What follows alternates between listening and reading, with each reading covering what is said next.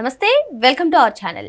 ఆంధ్రప్రదేశ్కు ఏకైక శాశ్వత రాజధానిగా అమరావతికి చట్టబద్ధత వస్తున్నటువంటి నేపథ్యంలో జగన్మోహన్ రెడ్డి బయటకు వచ్చేసి మావిగన్ని ప్రతిపాదించిన తర్వాత ఏబిఎన్ రాధాకృష్ణ దానిపైన ఒక ఆర్టికల్ రాయడం, ఆ ఆర్టికల్ రాసిన తర్వాత వైసీపీ నేతలందరూ కూడా ఆర్కే పైన దాడి చేయడం మనం చూసాం.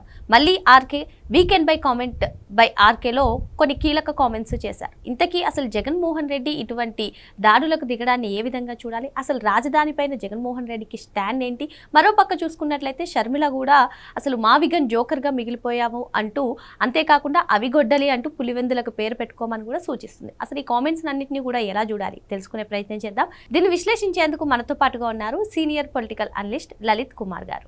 నమస్తే సార్. నమస్తే సార్. ఎప్పుడైతే అమరావతికి చట్టబద్ధత రాబోతుందో లోక్సభలో ఆ బిల్లు పెట్టగానే వెంటనే జగన్మోహన్ రెడ్డి గారు వచ్చేసి మావిగన్ అని ప్రతిపాదించారు. ఆ మావిగన్ అని ప్రతిపాదించిన వెంటనే వైసీపీ నేతలందరూ కూడా బయటకు వచ్చేసి అమరావతికి అయ్యే ఖర్చు కంటే, అంటే అమరావతి ఖర్చులో 10%తో మావిగన్ పూర్తవుతుంది, అది కూడా దశల వారీగా అంటున్నారు. మరి ఏంటి ఈ చట్టబద్ధత వస్తున్నటువంటి నేపథ్యంలో మావిగన్ని ప్రస్తావించడం? మరి తక్కువ వ్యయం అంటే బెటరే కదా, మీరేమంటారు దీనిపైన? అంటే ఇక్కడ అసలు ఆంధ్రప్రదేశ్కు రాజధాని అమరావతి అంటేనే జగన్మోహన్ రెడ్డికి సరిపోదు. మనం గతంలోనే చూసాం. జగన్మోహన్ రెడ్డి ఏమన్నాడు? టీడీపీ ప్రభుత్వం అధికారంలో ఉన్నప్పుడు అమరావతికి నేను మద్దతు ఇస్తున్నానని కూడా చెప్పాడు. తర్వాత 2024లో వచ్చినప్పుడు 3 రాజధానులు అన్నాడు. ఆ 24 ఎన్నికల ముందు కూడా నేను ఇక్కడే ఇండ్లు కట్టుకున్నాను, వీళ్ళెవరు ఇండ్లు కట్టుకోలేదు, అమరావతి రాజధాని, దాన్ని దుష్ప్రచారం చేస్తున్నారని కూడా జగన్మోహన్ రెడ్డి చెప్పాడు.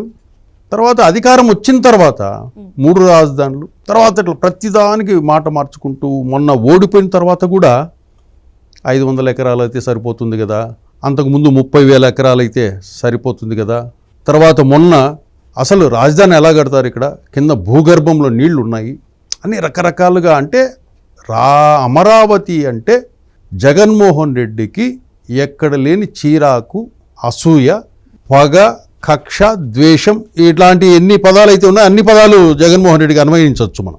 అది ఎందుకో ఏమిటో తెలియదు కానీ అది చంద్రబాబు నాయుడు గారి మీద కోపమా, లేదా తెలుగుదేశం పార్టీ మీద కోపంతో ఆ విధంగా చేస్తున్నాడా, లేదా కమ్మ సామాజిక వర్గం మీద కోపంతో ఆ విధంగా చేస్తున్నాడా అనేది ఎవరికి అంతు చిక్కటంలా.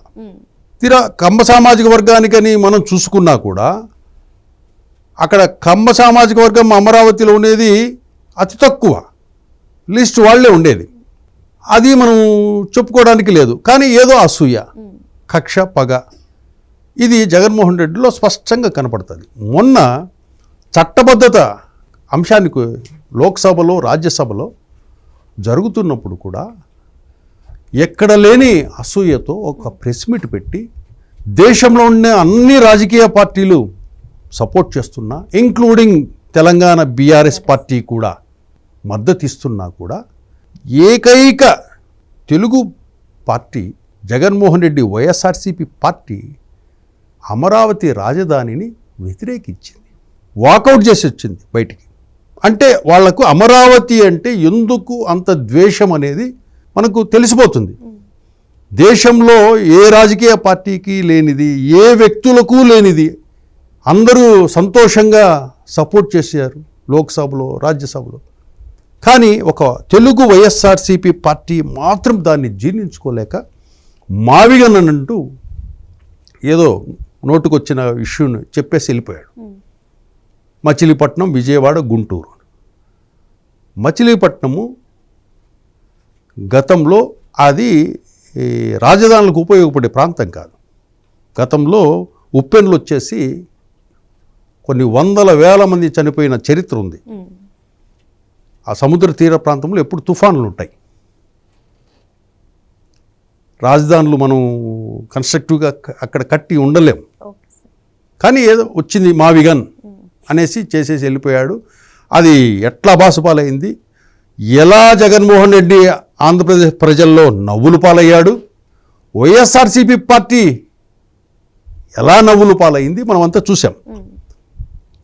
తర్వాత ఈ మావిగన్ అంశాన్ని చెబుతూ ఏబిఎన్ ఆంధ్రజ్యోతి ఎండి రాధాకృష్ణ గారు వైఎస్ఆర్సీపీ క్యాడరు నాయకులు జగన్మోహన్ రెడ్డిని ఏ స్థాయిలో ఎలా నమ్ముతారు అనే విషయాన్ని ఉపమాన రూపంలో చెబుతూ వైసీపీ నాయకులకు వాళ్ళ భార్యలను మీ భార్య కాదు అన్నా కూడా నమ్మేస్తారు అని ఆయన ఆ విషయంని చెప్పాడు. అంతే.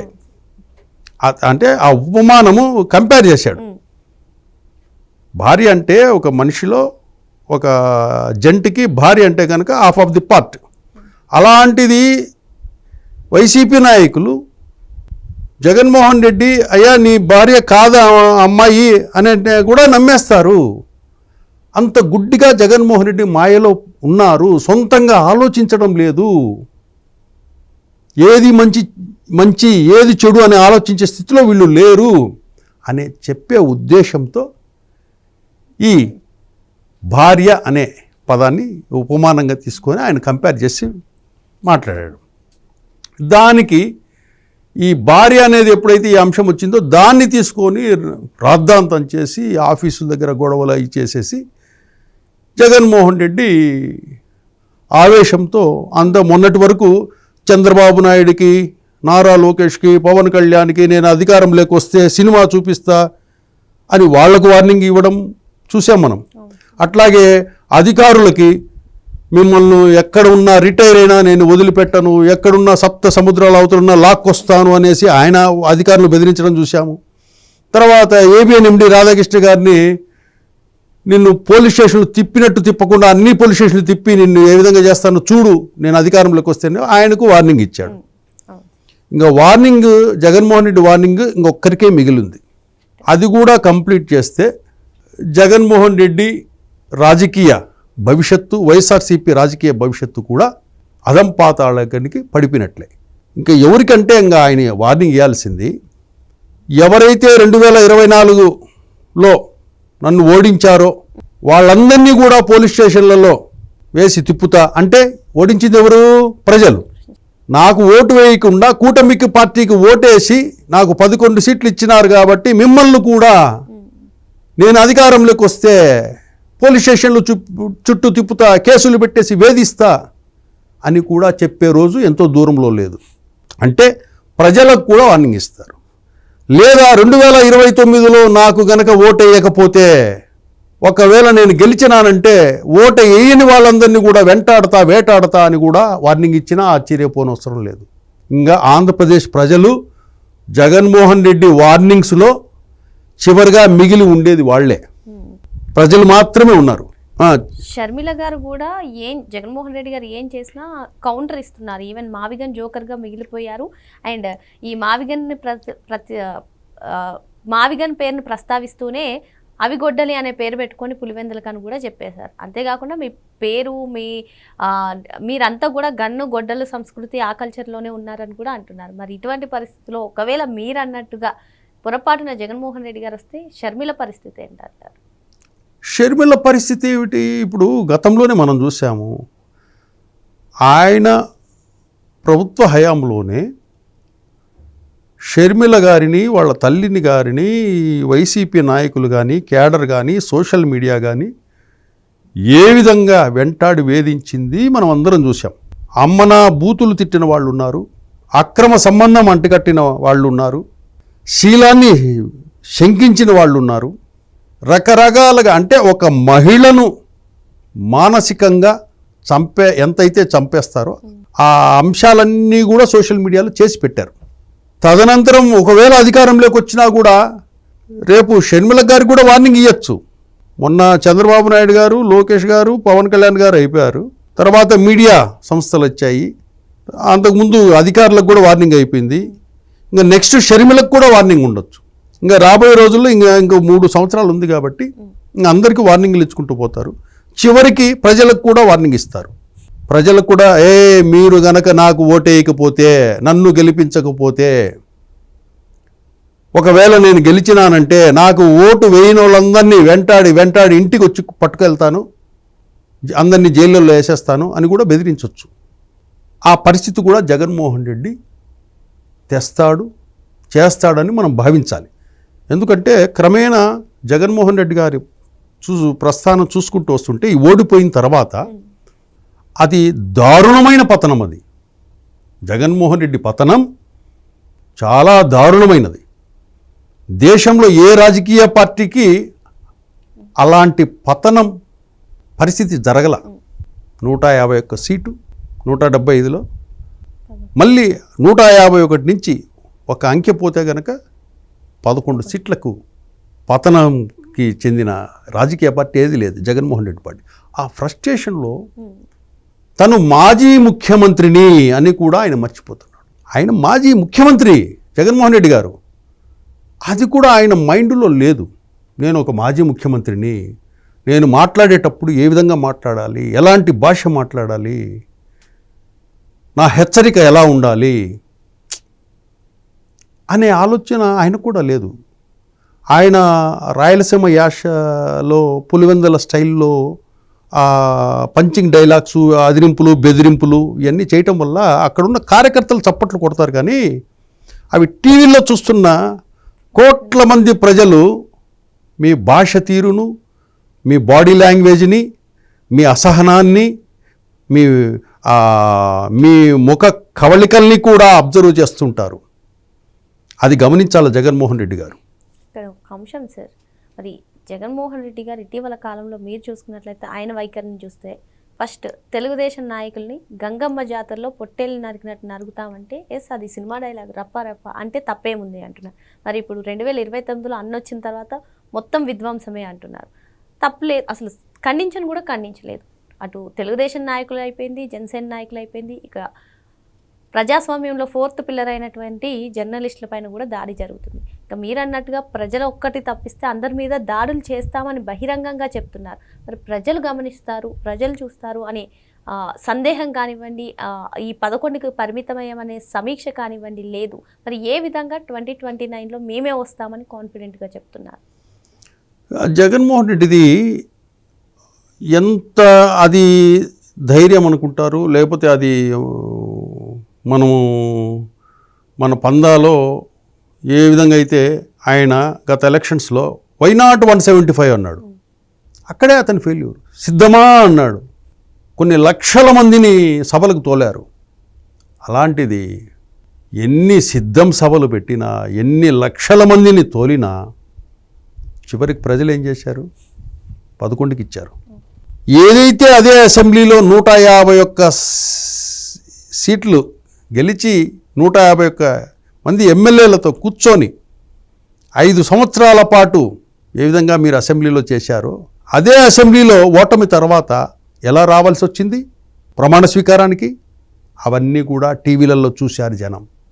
ఇవన్నీ జగన్మోహన్ రెడ్డికి మామూలే. కానీ గెలవాలనే ప్రయత్నం, ఆ గెలవాలనే ప్రయత్నంలో తాను ఏం చేస్తున్నాడో, తాను ఏవి తప్పులు చేస్తున్నాడు, ఏవి ఒప్పులు చేస్తున్నాడు, ఏది లాభిస్తుంది, ఏది నష్టపోతాను నేను అనేది కూడా ఆయనకు అది ఉండదు. అంటే అధికారం కోసం ఎంతకైనా వెళ్తారు, ఎంతకైనా అధికారం కోసం ఏమైనా, ఎంత డబ్బు ఖర్చు అయినా, ఏం చేయాలన్నా కూడా చేస్తా. అధికారం రావడానికి తీవ్రంగా ప్రయత్నాలు అయితే చేస్తాడు. ఎందుకంటే అధికారంలోకి రాకపోతే 2029లో జగన్మోహన్ రెడ్డి అధికారంలోకి రాకపోతే రాజకీయంగా వైసీపీ పార్టీ చనిపోయినట్లే మనం భావించాలి. అట్లాగే జగన్మోహన్ రెడ్డి రాజకీయ పరిస్థితి కూడా చాలా దారుణంగా తయారవుతుంది. ఎందుకంటే అతనికి దాదాపుగా సుమారుగా 30 దాకా కేసులు కూడా ఉన్నాయి. ఎప్పుడైతే అతను ఓడిపోతాడో కేసులన్నీ చుట్టుముడతాయి. రాజకీయ పార్టీలో క్యాడర్ అనేది అటు ఇటు చల్లా చెదరైపోతుంది. ఎందుకంటే ఈ 5 సంవత్సరాలు ఖాళీగా ఉంటున్నారు వాళ్ళు. అంతకుముందు 5 సంవత్సరాలు ఖాళీగానే ఉన్నారు. ఇప్పుడు 2029లో కనుక రాకపోతే ఇంకో 5 సంవత్సరాలు నాయకులు కార్యకర్తలంతా ఖాళీగా ఉండలేరు. కానీ జగన్మోహన్ రెడ్డికి లైఫ్ అండ్ డెత్ సమస్య 2029 ఎన్నికలు. దానికోసం ఎంతకైనా తెగించటానికి ప్రయత్నం చేస్తాడు, ఏవైనా మాట్లాడడానికి ప్రయత్నం చేస్తారు. కానీ అంతిమంగా ఓట్లేసి గెలిపించాల్సింది ప్రజలే. మన కార్యకర్తలు ఉండాలని చెప్పేసి మనం ఎక్కడో ఒక ఫంక్షన్ హాల్లో కూర్చొని మాట్లాడుకుంటున్నాంలే, ఒక పార్టీ ఆఫీస్లో కూర్చొని మాట్లాడుకుంటున్నాంలే, మనం ఏదో డైలాగ్ వదిలేశాము, అది సోషల్ మీడియాలో బాగా ట్రోలింగ్ అవుతుంది, బాగా మాట్లాడాము, బాగా వార్నింగ్ ఇచ్చాము ఏమి అనేసి చప్పట్లు కొట్టుకొనేసి వీళ్ళు ఆనందపడతారు తప్పితే అంతిమంగా అవన్నీ ప్రజల అబ్జర్వేషన్లో ఉంటాయి. మొన్న ఎలక్షన్స్లో కూడా ఆంధ్రప్రదేశ్ ప్రజలు ఎవరూ నోరు విప్పలేదు కదా, మౌనంగానే ఉన్నారు. జగన్మోహన్ రెడ్డి చేసే అరాచకాలు అన్యాయాలు అన్నీ చూస్తూ మౌనంగా ఉన్నారు ఆంధ్రప్రదేశ్ ప్రజలు. ఒక్కసారి దెబ్బ కొట్టారా? 151 నుంచి 11కు కొట్టేశారా? అట్లాగే ప్రజలు కూడా ఇప్పుడు మౌనంగా అబ్జర్వ్ చేస్తూ ఉంటారు. ఇది జగన్మోహన్ రెడ్డి తెలుసుకుంటే అదిరింపులు బెదిరింపులతో కాకుండా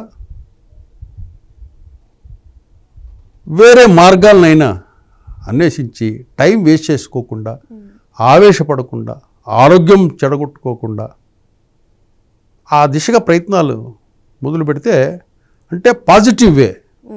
మీరు గమనించారో లేదో, ఈ ఎపిసోడ్లో చంద్రబాబు నాయుడు గారు కానీ, నారా లోకేష్ గారు కానీ, పవన్ కళ్యాణ్ గారు కానీ స్పందించలా. వాళ్ళు లైట్గా తీసుకున్నారు, అసలు దానికి ప్రయారిటీ ఇవ్వలేదు. ఒకానొక సందర్భంలో నారా లోకేష్ గారు అయితే జగన్ని సీరియస్గా తీసుకోవాల్సిన అవసరమే లేదు అన్నారు. వాళ్ళకి అర్థమైపోయింది, మనం అతనేదో మాట్లాడితే మనం దానికి చర్చించాల్సిన అవసరం లేదు, అతనేదో ఫ్రస్ట్రేషన్లో మాట్లాడుకుంటున్నాడు, మనం డైవర్ట్ అయ్యేసి మన టైం ఎందుకు కిల్ చేసుకోవాలి అని వాళ్ళ పనులు వాళ్ళు చేసుకుంటున్నారు, వాళ్ళ పనులు వాళ్ళు చేసుకుంటా ఉన్నారు. కాబట్టి అంతిమంగా జగన్మోహన్ రెడ్డికి ఇక్కడ ఇంకో అంశం ఏంటంటే, జగన్మోహన్ రెడ్డికి ఈ అంశంతో పాటు ఈ రాజధాని అంశము వీటితో పాటు హిందువులు కూడా దూరం జరిగారని మనం చెప్పుకోవాలి.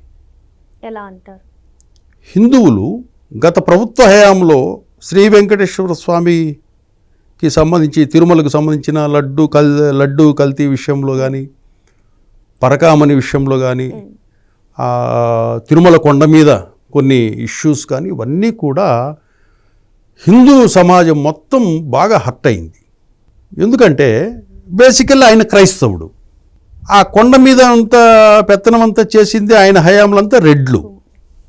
ఇవన్నీ ఇష్యూస్ అతనికి హిందువులంతా జగన్మోహన్ రెడ్డిని వైసీపీ నుంచి దూరం జరిగారని మనం చెప్పుకోవచ్చు. అందుకే మొన్న జగన్మోహన్ రెడ్డి ఇది పసిగట్టే వాళ్ళ నాయకులకంతా బొట్లు గిట్లు పెట్టి గుళ్ళకు పంపించారు, ఫ్యామిలీస్తో గుళ్ళకు పంపించి ఆ వీడియోలు అంది సోషల్ మీడియాలో ప్రచారం చేశారు. అంటే మేము హిందువులమే చెప్పుకునే ప్రయత్నం చేస్తున్నారు. ఇప్పటికే జగన్మోహన్ రెడ్డి నేను క్రైస్తవుడిని అని చెప్పలేడు. అందరూ చెప్తారు, మళ్ళీ దేశంలో ఉన్న అన్ని రాజకీయ పార్టీలు చెప్తారు. కానీ వైఎస్ఆర్సీపీ జగన్మోహన్ రెడ్డి మాత్రం నేను క్రైస్తవుడిని, మిగతా అన్ని మతాలను గౌరవిస్తాను, నేను పూజిస్తాను అని, వాళ్ళ సాంప్రదాయాలు ఇవన్నీ కూడా నేను గౌరవిస్తాను, దానికి ఒబే చేస్తాననేసి ఆ మాట చెప్పడు. మీరు ఎప్పుడన్నా గమనించండి, నేను క్రైస్తవుడిని అని ఎప్పుడన్నా చెప్పాడా? చెప్పడు. ఇదే జగన్మోహన్ రెడ్డి తిరుమల నియమ నిబంధనలకు సంబంధించి డిక్లరేషన్ అనేది ఒకటి ఉంటుంది. ఆ డిక్లరేషన్లో ఇంతవరకు సంతకం పెట్టాల, దౌర్జన్యంగా వెళ్ళారు. గతంలో డిక్లరేషన్ మీద సంతకం చేయమంటే ఆ బుక్ను తోసేసి మాకు డిక్లరేషన్లు అవసరం లేదేం లేదు అని జై జగన్ అని చెప్పేసి 200-300 మంది గుళ్ళకి వెళ్ళిపోయేవాళ్ళు.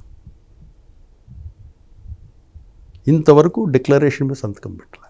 ఒకవేళ డిక్లరేషన్ సంతకం పెట్టమంటే నేను ఎప్పుడో వచ్చేసాను పోయానుగా అని ఈ లాజిక్లు మాట్లాడుతుంది తప్పితే, హిందువులు ఏదైతే కోరుతున్నారో, హిందూ స్వామీజీలు ఎవరైతే కోరుతున్నారో ఆ డిక్లరేషన్ మీద సంతకం పెట్టినప్పుడే హిందువులు మిమ్మల్ని నమ్ముతారు.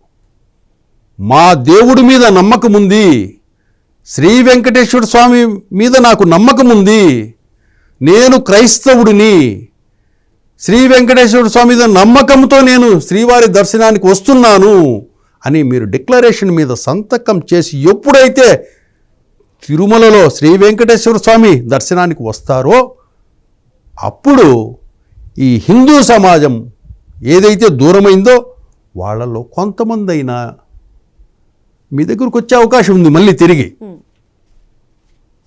కానీ ఆ పని చేస్తాడా చెయ్యడా, వెంకటేశ్వర స్వామి మీద ఆయనకు గౌరవం ఉందా, హిందువుల మీద ఆయనకు గౌరవం ఉందా, ఇవన్నీ కూడా ఆయన పెట్టే సంతకం మీద ఆధారపడి ఉంటాయి.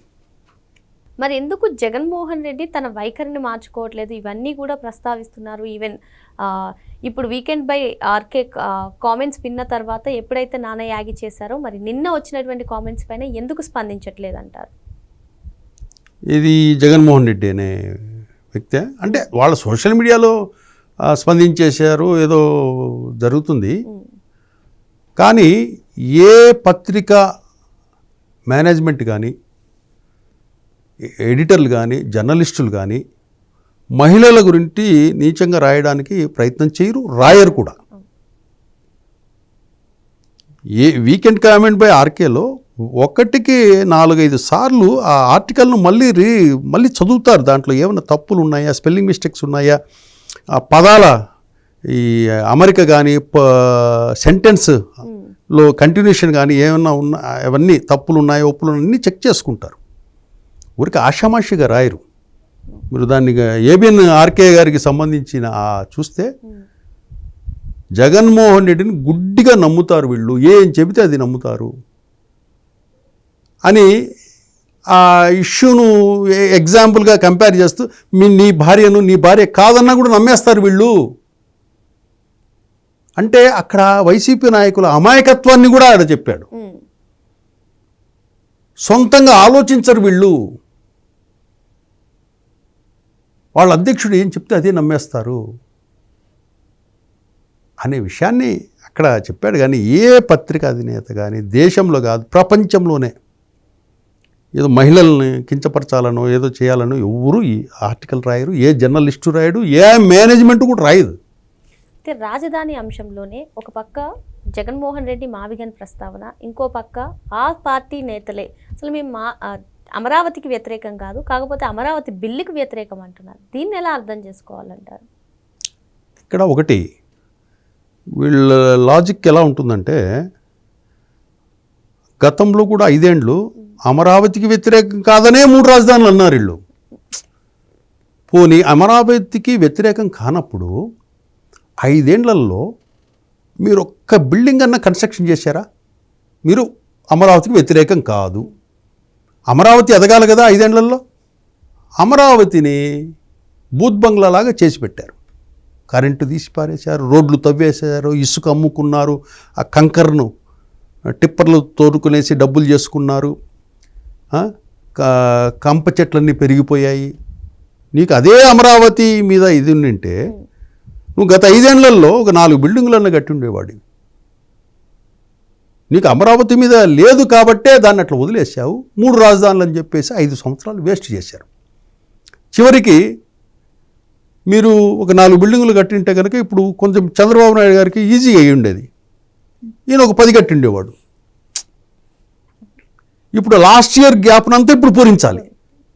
ఇప్పుడు లాస్ట్ ఇయర్ ఏదైతే టైం మనం కోల్పోయామో 5 ఏళ్ళు, ఇప్పుడు 5 ఏళ్ళ టైంని మనం ఇప్పుడు కుదించుకొని త్వరగా మనం వర్క్లు స్టార్ట్ చేసేసుకొని 2 ఏళ్లలో మనం ఒక రూపును తీసుకొచ్చే ప్రయత్నం చేయాలి మనం.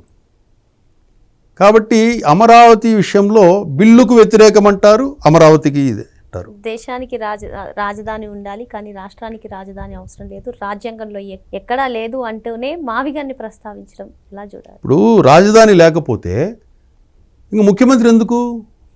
దేనికి ముఖ్యమంత్రి? రాష్ట్రం లేదు, రాజధాని లేదు, ముఖ్యమంత్రి అనేవాడికంటూ ఒక లొకేషన్ ఉంటుంది కదా. అంటే దానికి వాళ్ళకు అనుగుణంగా వాళ్ళు ఎదుటోడు చెప్పేది సంప్రదాయబద్ధకంగా వచ్చేది యాక్సెప్ట్ చేయరు. నేను ఏమి చెప్తే అదే అనే వితండవాదం చేసే వాళ్ళకి ఎవరు ఏం చెప్పలేరు. అది కూటమి గవర్నమెంట్ ఏ నిర్ణయం తీసుకున్నా వీళ్ళు వ్యతిరేకిస్తుంటారు. వీళ్ళు తీసుకున్న నిర్ణయాలు ఏదైనా yes this is very good అని ఒక్కటన్నా అన్నారు చెప్పండి? ఏదైనా ఇన్ని కంపెనీస్ వస్తున్నాయి, క్వాంటమ్ సిటీ క్రియేట్ చేస్తున్నారు, డ్రోన్ సిటీ క్రియేట్ చేస్తున్నారు, వైజాగ్లో డేటా సెంటర్స్ వస్తున్నాయి, ఇట్లా డిఫరెంట్ అన్నీ వస్తున్నప్పుడు ఎస్ ఇది బాగా కంగ్రాచులేషన్స్ నారా లోకేష్ అని కానీ, కంగ్రాచులేషన్ చంద్రబాబు నాయుడు కానీ గ్రామాలలో పవన్ కళ్యాణ్ మంచిగా రోడ్లు వేస్తున్నాడు, కంగ్రాచులేషన్స్ పవన్ కళ్యాణ్ అని కానీ ఒక వైసీపీ నాయకుడు కానీ, ఒక జగన్మోహన్ రెడ్డి కానీ ఎవరైనా కంగ్రాచులేషన్ ఒక్కదానికైనా చెప్పారా? చెప్పలే ఇంతవరకు. ఎందుకంటే మనం చెప్పకూడదు. మనం ఏంటి విమర్శిస్తూనే ఉండాలి. ఏం విమర్శించాలి?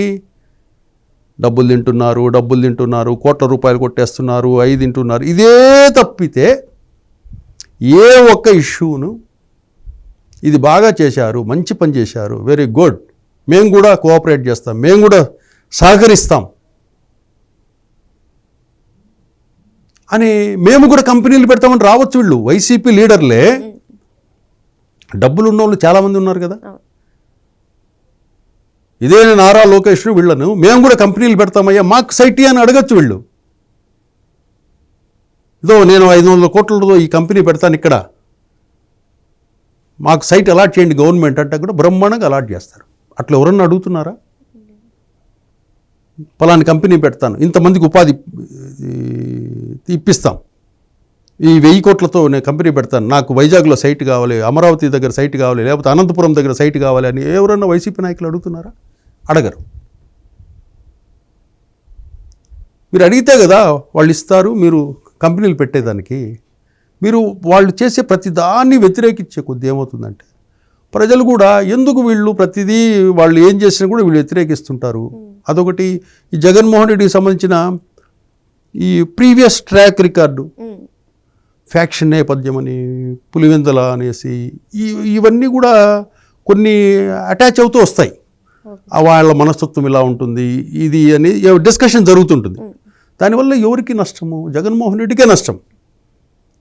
దీన్ని ఎంత స్మూత్గా ఈయన ట్యాకిల్ చేయాలి, ప్రజల్ని ఎలా ఇది చేసుకోవాలి, మనం ఎలా వెళ్ళాలి, మనం భాష, మాట తీరు, హావభావాలు ఇవన్నీ ఎట్లా ఉండాలి, పాజిటివ్ థింకింగ్లోకి ఎలా వెళ్ళాలి అనే దిశగా జగన్మోహన్ రెడ్డి ఆలోచించటంలా. అందుకే వీళ్ళు లైట్కి తీసుకున్నారు. కూటమి పెద్దలు కూడా లైట్కి తీసుకున్నారు. ఏదో జగన్మోహన్ రెడ్డి మనం ఎందుకు మాట్లాడాలి అని చెప్పేసి కింది స్థాయి నాయకులు, మంత్రులు ఎవరైతే ఉన్నారో వాళ్ళు కౌంటర్స్ ఇచ్చుకుంటూ వాళ్ళు పోతున్నారు తప్పితే వీళ్ళు నారా లోకేష్ కూడా లైట్గా తీసుకున్నారు. అసలు డిస్కస్ చేయటంలే. చంద్రబాబు గారు కానీ, పవన్ కళ్యాణ్ గారు కానీ ఎవరు దీన్ని సీరియస్గా తీసుకున్నారు. ఏదో ఆయన మాట్లాడేది సెన్సేషన్ కోసము, దాన్ని డిస్కస్ చేసి మన టైం ఎందుకు వేస్ట్ చేసుకోవాలి, మన పనులు చేసుకుందామని వాళ్ళ పనుల్లో వాళ్ళు ఉన్నారు. మరి కూటమి నాయకులు జగన్మోహన్ రెడ్డి మాటలను పెద్దగా సీరియస్గా తీసుకోవట్లేదని, వాళ్ళ పనిలో వాళ్ళ బాధ్యతతో వాళ్ళు ముందుకు వెళ్తున్నారని, అదేవిధంగా జగన్మోహన్ రెడ్డి ఇప్పటి వరకు అటు తెలుగుదేశం నాయకుల్ని, జనసేన నాయకుల్ని, అదేవిధంగా పత్రికా ప్రముఖుల్ని వీళ్ళందరినీ బెదిరించడం చేశారని, ఇక మిగిలింది ప్రజలను ఒక్కటే మిగిలిందని చెప్పి మన లలిత్ కుమార్ గారు చెప్తున్నారు. మరో అంశంతో మళ్ళీ కలుద్దాం. Thank you sir.